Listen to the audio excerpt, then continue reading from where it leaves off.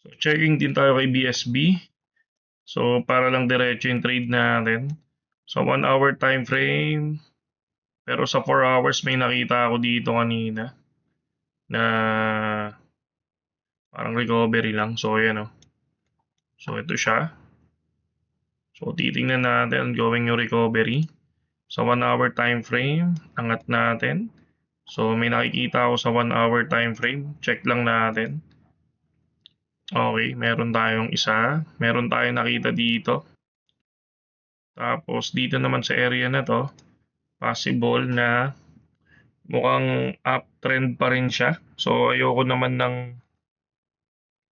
tingnan pa rin kahit papaano.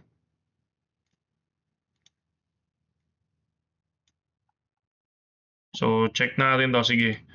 Kapag ito, pumasok dito, maglo-long tayo. And then, pag ito bumagsak dito sa area na to, mag-short tayo. Pero masyadong malalim to. Sa 1 hour. Baba tayo sa 15 minutes. Check lang natin.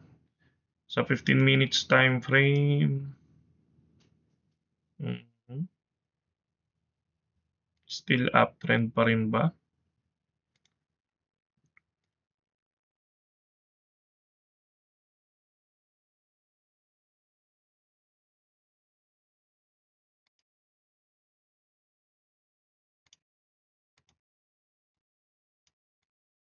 Mabilisang entry. I think magkakaroon tayo ng mabilisang entry dito.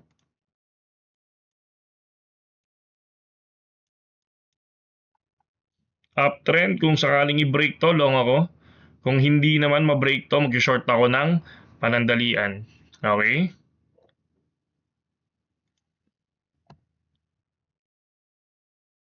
Bida still, not dumping. Ganun din, syempre.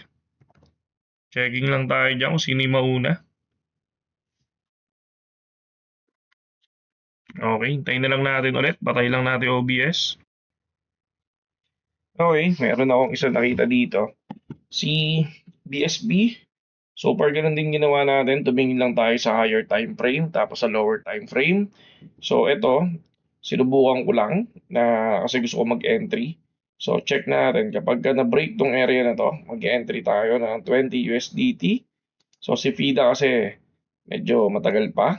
So talagang binibreak yung nire-reject niya yung support. So kaya check tayo ng ibang coin. So for BSB. So ganun lang din ginawa natin dyan, no? Sa 1 hour time frame, nakakita tayo ng possible na support and resistance, baba sa 15 minutes. Ito, we'll see kung tatama naman, pero check lang natin. Okay?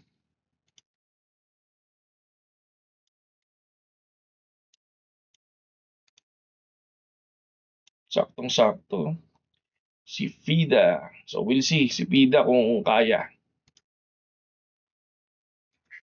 So yan, ito yung sinasample natin mga kapatid, no? So, hinintay ko talaga siya, no? Hindi ako nag-entry para ipakita ko lang sa inyo kung paano tayo nag-take ng isang position.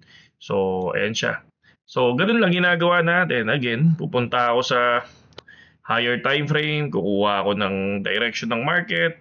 Tapos, ayan, dahil nakikita nyo na patas yung market, tapos gumawa tayo ng panibagong support and resistance. Kung if ever no na break yung support nyo dito, no, at nag-take kayo ng position, make sure na mag-TP kayo kaagad kasi possible yung retracement kasi nga pataas yung trend. Okay? So minsan scalp lang talaga yung ginagawa sa ganyan. Okay? So yun lang mga ka mindset at para at least kahit papaano alam lang ninyo kung paano ako na pumapasok sa isang trade. Okay? So, sorry inaantok na kasi ako mga kapatid. Gusto ko lang ipakita sa inyo yung talagang everyday kung paano tayo pumapasok. Okay? Saludo.